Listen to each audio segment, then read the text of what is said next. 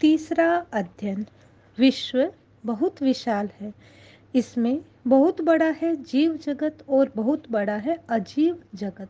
पुद्गल परमाणु जगत संयोग से अनेक घटनाएं घटित होती रहती है। काल चक्र के साथ साथ घटना का चक्र भी चलता है। आयोजन था जम्बू कुमार का स्वागत करने के लिए। जम्बू कुमार की विजय का उल्लास सबके मन में है। अचानक एक कुमार के प्रति आदर का भाव जगा है। जब आदर का भाव होता है तो वह अभिव्यक्त होना भी चाहता है।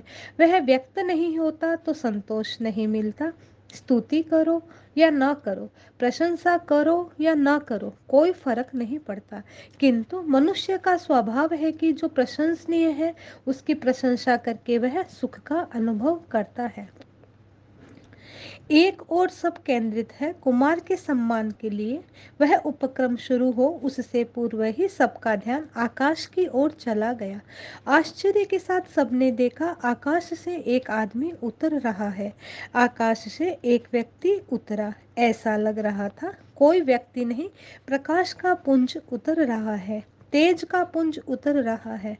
ऊपर नीचे, आगे पीछे, दाएं बाएं, दसों दिशाएं प्रभास्वर हो गई। चारों तरफ प्रकाश फैल गया। आंखों पर भरोसा नहीं हो रहा था। यह कोई सही घटना है या सपना आ रहा है। रात नहीं है, दिन है। दिन में भी सपना आता है। आदमी को दिन में भी कभी कभी नींद में सपना आ जाता है। पर अभी तो आंखों में नींद नहीं है, आंखें खुली है, सब जागृत है। यह क्या हो रहा है? यह तेज पुंज कहाँ से आ गया? उसी क्षण वह व्योमचारी पुरुष नीचे उतर गया और आकाश में एक विमान स्थिर हो गया। वह विमान में आया था, उसने विमान को आकाश में स्थापित कर दिया। वर्तमान में वायुयान को आकाश में स्थिर नहीं रखा जा सकता। आकाश में क्षण भर के लिए रह सकता है, लंबे समय के लिए नहीं। उस व्यक्ति ने वायुयान को आकाश में स्थिर कर दिया, स्वयं नीचे उतर गया। सबके मन में आश्चर्य, कुतूहल। क्या हो गया? कौन आया है? क्यों आया है? अनेक प्रश्न खड़े हो गए। कैसा आश्चर्यकारी व्यक्ति है? विमान तो ऊपर खड़ा है, हमारे रथ आदि सारे यान धरती पर रहते हैं और यह विमान आकाश में अधर खड़ा है। यह बिना सोपान विधि सीढ़ी के नीचे कैसे उतरा? क्या कोई दिव्य देव आया है? सबके मन में आश्चर्य भरे प्रश्न, एक उत्कंठा, उत्सुकता इतनी प्रबल हो गई कि कब इस प्रश्न का समाधान मिले, कब कुतूहल का शमन हो। व्योमचारी ने राज्यसभा में प्रवेश करते ही सम्राट श्रेणी को नमस्कार किया। नमस्कार कर सामने खड़ा हो गया। खड़ा होकर बोला, मैं मनुष्य हूँ, कोई देव नहीं हूँ। मैं एक विद्याधर हूँ। मैं अपना परिचय देना चाहता हूँ। मुझे लग रहा है सबके मन में एक कुतूहल है। आज अपना परिचय स्वयं देने की प्रथा है। व्यक्ति अपना परिचय स्वयं देता है। मनुष्य की दो श्रेणियां बन गई है, एक भूमि पर रहने वाले और एक त्रिविष्टप तिब्बत में रहने वाले, यानी हिमालय, विंध्याचल, मलयाचल आदि ऊंचाई वाले पहाड़ों में रहने वाले विद्याधर। आज भी जो हिमालय तिब्बत पर रहते हैं उनके लिए नीचे आना बड़ा कठिन होता है। एक विकास हुआ विद्या का। वह विकास भगवान ऋषभ के समय में हो गया था। नमी और विनमी भगवान ऋषभ के पालित पुत्र थे। ऋषभ राजपाट छोड़कर सन्यासी बन गए। ऋषभ ने सन्यासी बनने से पूर्व अपना राज्य 100 पुत्रों में बांट दिया। नमी विनमी उस समय भ्रमण के लिए गए हुए थे, उनको राज्य नहीं दिया जा सका। दीक्षा के बाद वे आए, बोले, आपने हमें राज्य नहीं दिया, हमें राज्य देना होगा। पीछा नहीं छोड़ा। उस समय धर्मेंद्र देव ने उन्हें हिमालय की श्रेणी पर राज्य दिया, साथ में विद्याएं भी दी। वहां से विद्याधर वंश का प्रारंभ होता है। विद्या के द्वारा आकाश की यात्रा, अस्त्रों का निर्माण, अस्त्रों का प्रयोग, सुरक्षा, अनेक विद्याओं का विकास हुआ। हजारों हजारों विद्याएं साध लेते थे। इतनी चमत्कारिक चमत्कारिक कि वे विद्या के द्वारा असंभव लगने वाला काम को भी संभव बना देते। विद्याधर बोला, महाराज, मैं विद्याधर हूँ, सहस्त्र श्रृंग पर्वत की चोटियों पर रहता हूँ। वहाँ महान विद्याधर रहते हैं जिनके पास चमत्कारिक विद्याएं हैं। मैं भी अपने परिवार के साथ सहस्त्र श्रृंग पर्वत के शिखर पर रहता हूँ। मेरा नाम व्योम गति है। मेरा पराक्रम ऐसा है कि उसके लिए किसी सहाय की अपेक्षा नहीं रहती। दो स्थितियां हैं। एक असहाय वह होता है जिसके पास कोई सहायक नहीं होता, जो दीनहीन होता है। एक असहाय वह होता है जिसको सहाय की अपेक्षा नहीं रहती, इतना शक्तिशाली कि दूसरे किसी सहायक की जरूरत ही नहीं। वनराज सिंह सिंह जंगल में अकेला रहता है। वह कभी यह नहीं सोचता मैं अकेला हूँ, असहाय हूँ, मेरा कोई सहायक नहीं, साथी नहीं। सबका यूथ होता है, सैकड़ों बंदर साथ रहते हैं, सैकड़ों हाथी साथ रहते हैं, सबका अपना अपना यूथ टोला होता है। मेरा तो कोई टोला ही नहीं है, मैं कृष्ण हूँ। सिंह शरीर से कृष्ण होता है, कटी भाग तो बहुत कृष्ण होता है। मेरा परिवार भी नहीं है। मृगेंद्र को ऐसी चिंता स्वप्न में भी नहीं होती। जो अपने आप में शक्तिशाली होता है उसको अपेक्षा भी नहीं, चिंता भी नहीं। विद्याधर व्योमगति ने कहा, महाराज मैं असहाय पराक्रम हूँ, मुझे किसी की सहायता की जरूरत नहीं पड़ती। सैनिक बोला, विद्याधरवर आपका स्वागत है, आप उच्चासन पर विराजे। आसन खाली कर दिया, बड़े सम्मान के साथ विद्याधर को बिठाया। सम्मान का कार्यक्रम बातचीत में बदल गया। श्रेणिक ने पूछा, महाशय आप यहाँ आए, यह बहुत अच्छा हुआ। आज हमने विद्याधर को अपनी आंखों से देखा, हमने आपके चमत्कार को भी देखा। आप यहाँ बैठे हैं और आपका यान आकाश में स्थिर खड़ा है। आपकी दिव्य आभा सबको चमत्कृत कर रही है। पर मैं यह जानना चाहता हूँ, आपके आगमन का उद्देश्य क्या है?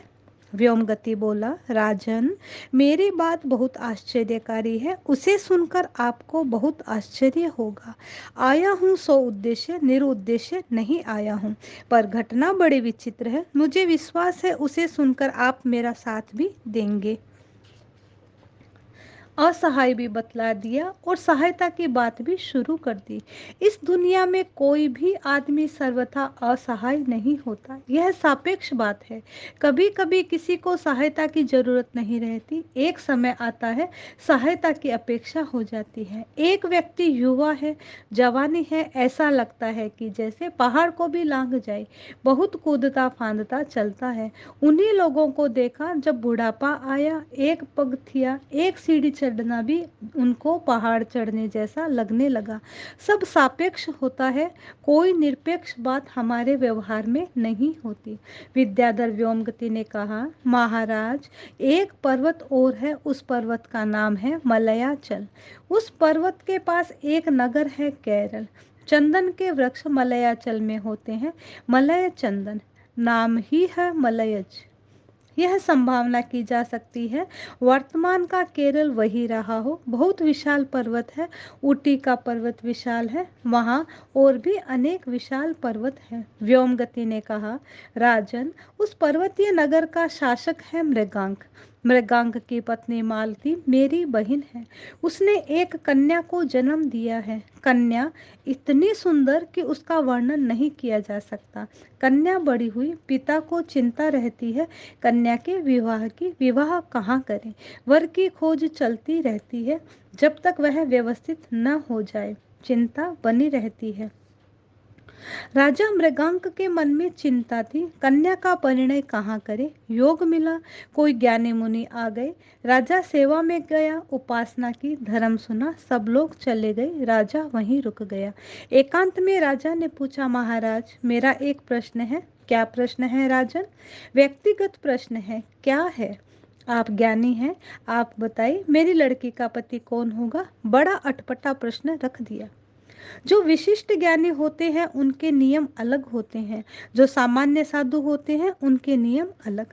जो आगमधर अथवा विशिष्ट श्रुतधर होते हैं उनको शास्त्र नहीं देखना पड़ता, उनके लिए कोई शास्त्र और मर्यादा की बात नहीं होती, वे स्वयं शास्त्र होते हैं, स्वयं मर्यादा होते हैं।